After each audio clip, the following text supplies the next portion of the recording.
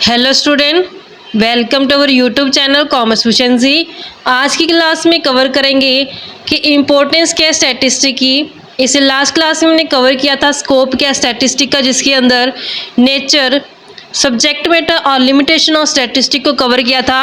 अगर अभी तक आपने लास्ट क्लास ही नहीं देखी, देखे ताकि आपकी स्टडी में कंसिस्टेंसी बनी रहे। अगर अभी तक आपने मेरे यूट्यूब चैनल कॉमर्स एफिशिएंसी को सब्सक्राइब नहीं किया, सब्सक्राइब कीजिए और बेल आइकन जरूर प्रेस कीजिए ताकि जब भी मैं न्यू वीडियोस अपलोड करूं सबसे पहले नोटिफिकेशन आपके पास जाए, आप वीडियोस को देखकर आपकी स्टडी बूस्टअप हो। स्टार्ट करते हैं कंसेप्ट कि what statistic does, function and importance of statistic. Statistic के फंक्शन क्या और इम्पोर्टेंस क्या है। सबसे पहली इम्पोर्टेंस है स्टैटिस्टिक की quantitative expressions of economic problem, कि जो भी इकोनॉमिक प्रॉब्लम आती है, चाहे वो प्रॉब्लम ऑफ अनएम्प्लॉयमेंट हो, प्रॉब्लम ऑफ प्राइस राइज या फिर प्रॉब्लम ऑफ श्रिंकिंग एक्सपोर्ट, यानी कि चाहे बेरोजगारी की समस्या हो, चाहे कीमतों के बढ़ने की समस्या हो, चाहे एक्सपोर्ट के कम होने की समस्या हो, इन सभी को कंसीडर किया जाता है क्वांटिटेटिव एक्सप्रेशन के अंदर, ताकि समझा जा सके कि प्रॉब्लम एक्चुअल में है कहाँ। कि जब ये डाटा हमारे पास स्टैटिस्टिकल फॉर्म में होगा तभी हम इन प्रॉब्लम को जो सल्यूशन कर पाएंगे। तो इसी कारण से जो इकोनॉमिक प्रॉब्लम है वो क्वांटिटेटिव एक्सप्रेशन में होना इम्पोर्टेंस कहलाता है स्टैटिस्टिक की। जैसे एग्जांपल के लिए कि हम कह सकते हैं कि जो अनएम्प्लॉयमेंट की प्रॉब्लम है, क्वांटिटेटिव एक्सप्रेशन में अगर हम इसको एक्सप्रेस करें तो 20% है India's working population is unemployed. यानी कि अगर हम बोले कि जो 20% इंडियन वर्किंग पॉपुलेशन है वो अनएम्प्लॉयड है, तो 20% क्या है, ये क्वांटिटेटिव फॉर्म में इसको रिप्रेजेंट किया गया है बेरोजगारी की समस्या को। ऐसे ही कि 2008 से 22 के बीच में जो परसेंटेज है अनएम्प्लॉयड की वर्किंग पॉपुलेशन के अंदर वो इंक्रीज फ्रॉम 18% टू 9.4% की, वो 18% से 9.4% के तक है, यानी कि 18% से लेकर के 9.4% तक है। इंटर सेक्टोरल और inter temporal comparison. Inter sectoral नाम से क्लियर है, सेक्टोरल यानी कि सेक्टर। इंटर सेक्टोरल का मतलब क्या होता है कि दो सेक्टर की आपस में कंपैरिजन करना। इंटर टेम्पोरल, टेम्पोरल होता है टाइम पीरियड से रिलेटेड, डिफरेंट टाइम पीरियड के जो कंपैरिजन करना। जो प्रॉब्लम्स आ रही हैं उन प्रॉब्लम्स को क्वांटिटेटिव फॉर्म में एक्सप्रेस करना इनफ नहीं है इकोनॉमिस्ट के लिए, बल्कि इसको और थोड़ा कॉम्प्रीहेंड किया गया है इंटर सेक्टोरल और इंटर टेम्पोरल कंपैरिजन बेस पे। इंटर सेक्टोरल कंपैरिजन में क्या होता है कि कंपैरिजन किया जाता है different sector of the economy, क्योंकि सेक्टोरल किस वर्ड से बना है, सेक्टर से।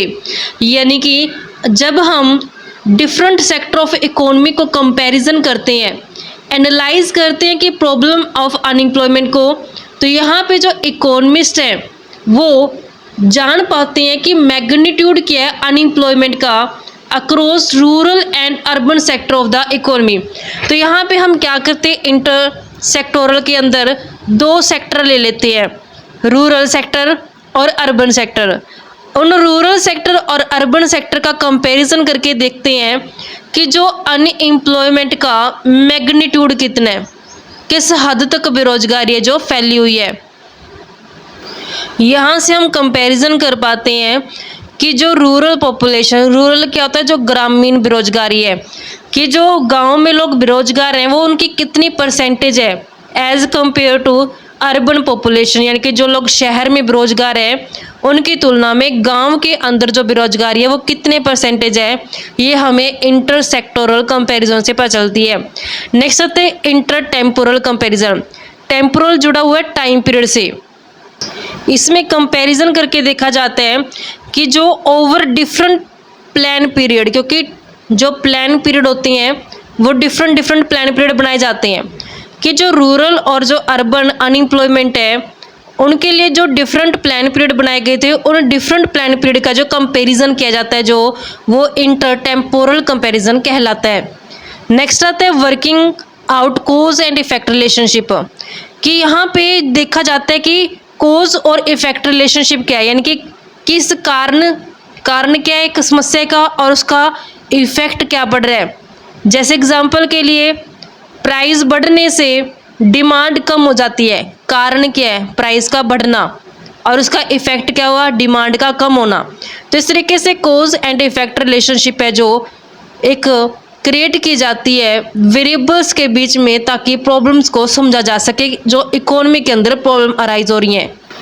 इकोनॉमिस्ट कोशिश करते हैं कि कोज एंड इफेक्ट रिलेशनशिप है जो क्रिएट किया जाए डिफरेंट सेट्स ऑफ डाटा में, जिससे क्या होता है कि जो इकोनॉमी के अंदर प्रॉब्लम आई है उनको डायग्नोज किया जाए। डायग्नोज का मतलब क्या होता है कि उनको दूर किया जाए इफेक्टिव रेमेडी। रेमेडी का मतलब क्या होता है कि उपचार करके, कि यहाँ पे जब कोज एंड इफेक्ट रिलेशनशिप क्रिएट किया गया डिफरेंट सेट्स ऑफ डाटा में, जिसकी हेल्प से इकोनॉमिस्ट ने क्या किया? प्रॉब्लम को डायग्नोज किया और सजेस्ट किया कि कैसे हम इन प्रॉब्लम्स को दूर करने के लिए उपचार कर सकते हैं। इफेक्टिव रेमेडीज है जो वो सजेस्ट की गई। तो यहाँ पे स्टैटिस्टिकल स्टडी के द्वारा अगर इकोनॉमिस्ट जान पाते हैं कि अगर डिमांड कम हो गई है, जिस कारण से इन्वेस्टमेंट भी क्या हो गया? कम हो गई है, क्योंकि डिमांड कम होगी, जो कंज्यूमर है वो प्रोडक्ट की डिमांड कम कर रहे हैं। डिमांड कम कर रहे हैं तो ऑब्वियस है कि जो प्रोडक्शन कम होगा, ताकि सप्लाई ऑफ गुड्स को कम किया जा सके। जब प्रोडक्शन कम होगा तो ऑब्वियस है कि इन्वेस्टमेंट भी कम हो जाएगी। तो यहाँ पे एक इकोनॉमिस्ट जानने की कोशिश करते हैं कि डिमांड कम हो गई, जिस कारण से इन्वेस्टमेंट है जो कम हुई है। अब पता चल गया कि इन्वेस्टमेंट क्यों कम हुई है, तो वो गवर्नमेंट को सजेस्ट करेगा कि ऐसे कुछ प्लान्स लागू किए जाएं जिससे डिमांड है जो बढ़ जाए, क्योंकि जब डिमांड बढ़ेगी, डिमांड बढ़ने से क्या होगा? सप्लाई बढ़ानी पड़ेगी, सप्लाई बढ़ाने के लिए प्रोडक्शन बढ़ाना पड़ेगा, प्रोडक्शन बढ़ाने के लिए इन्वेस्टमेंट बढ़ानी पड़ेगी। तो यहाँ से कोज एंड इफेक्ट रिलेशनशिप की हेल्प से इकोनॉमिस्ट को पता चल गया कि कारण क्या है? कारण है डिमांड का कम होना, उसका इफेक्ट क्या हुआ? कि इन्वेस्टमेंट कम होगी। कोज एंड इफेक्ट रिलेशनशिप पता चल गया। अब उसके बेस पे जो इस प्रॉब्लम का बढ़िया सोल्यूशन निकाल लिया। गवर्नमेंट को बोला कि अब आप ऐसे कुछ प्लान्स लॉन्च कर दो जिससे डिमांड है जो इंक्रीज हो जाए, जिस कारण से इन्वेस्टमेंट जो भी बढ़ावा मिले इन्वेस्टमेंट को। नेक्स्ट आते हैं कंस्ट्रक्शन ऑफ इकोनॉमिक थ्योरीज और इकोनॉमिक मॉडल्स।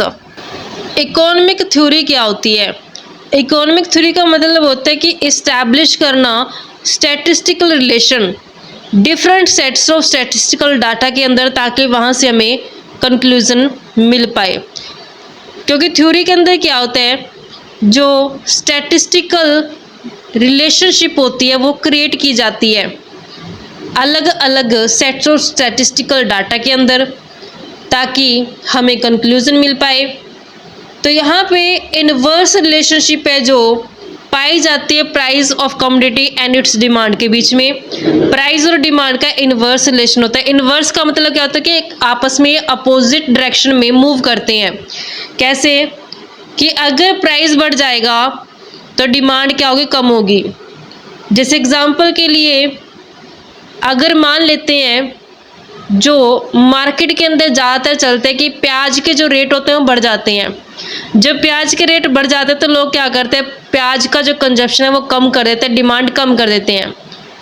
तो यहाँ पे इनवर्स रिलेशनशिप पाया गया प्राइस और डिमांड के बीच में।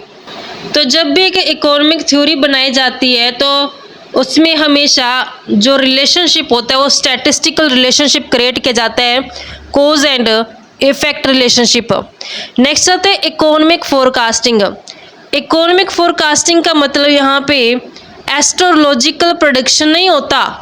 एस्ट्रोलॉजिकल प्रेडिक्शन क्या होते हैं? जो एस्ट्रोलॉजर्स होते हैं, जो जिसे हम बोलते हैं ना कि वो पंडित वगैरह जो होते हैं वो बताते हैं कि आपके फ्यूचर में ये हो जाएगा वो हो जाएगा, वो वाला प्रेडिक्शन मतलब नहीं होता इसका।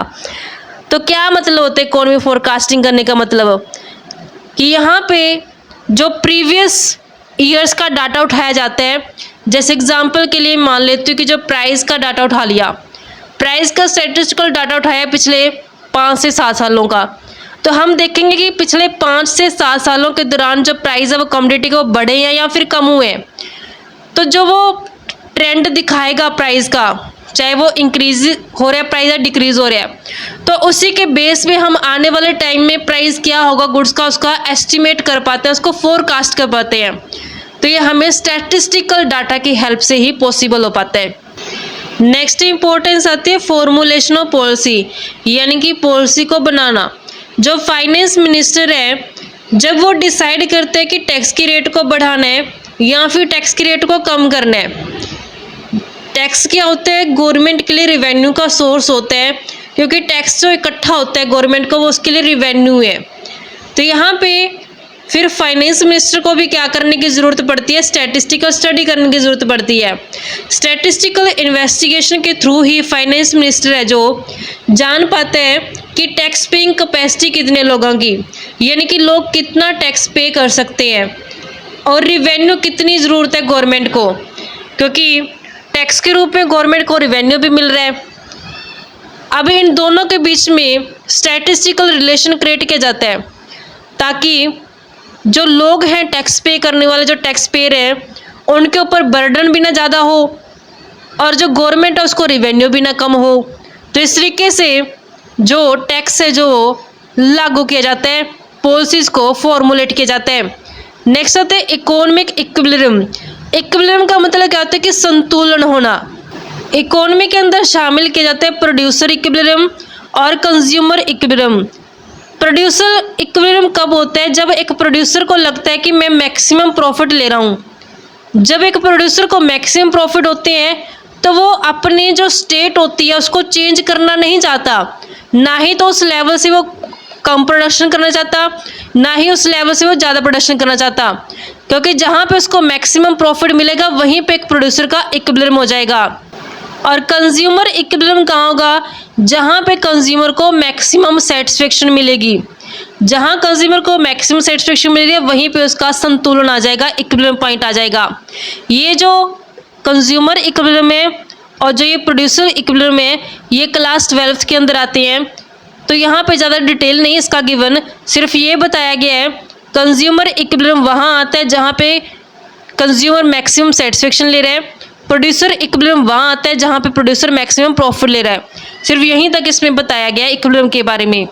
तो जो ये संतुलन है, इक्विलिब्रियम है, इकोनॉमिक इक्विलिब्रियम, तो ये भी कहाँ से पता चलता है हमें, यूज़ ऑफ स्टैटिस्टिकल मेथड से। जब हम स्टैटिस्टिकल मेथड का यूज़ करते हैं उसी की हेल्प से हमें पता चलता है कि कहाँ पे संतुलन आ रहा है प्रोड्यूसर का और कहाँ पे संतुलन आ रहा है कंज्यूमर का। तो इस तरीके से बच्चों हमारे पास ये पॉइंट बनता था कि इम्पोर्टेंस क्या है स्टैटिस्टिक की इकोनॉमी के अंदर। आई होप कि आपको क्लियर हो गया है। इसी के साथ ये चैप्टर हमारा कंप्लीट होता है। नेक्स्ट क्लास में स्टार्ट करेंगे नया चैप्टर, सेकंड चैप्टर। ऐसे ही रेगुलर क्लासेस के लिए आप मेरे यूट्यूब चैनल कॉमर्स एफिशिएंसी को सब्सक्राइब, लाइक और शेयर करें, बेल आइकन जरूर प्रेस करें ताकि जब भी मैं न्यू वीडियोस अपलोड करूं सबसे पहले नोटिफिकेशन आपके पास जाए, आप वीडियोस को देखकर आपकी स्टडी बूस्ट अप हो।